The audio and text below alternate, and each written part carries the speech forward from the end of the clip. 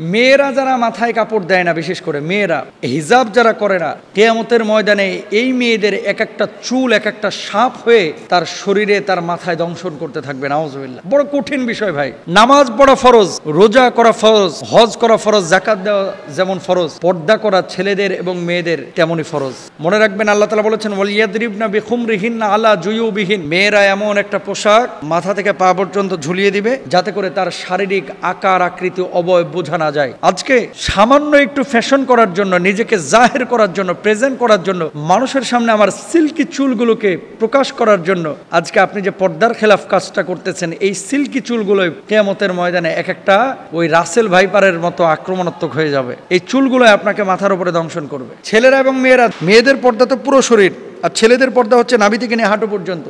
এই অংশটা যদি এক চুল পরিমাণ কেউ খোলা রাখে, আল্লাহর আদালতে তারা দাঁড়াইতে হবে।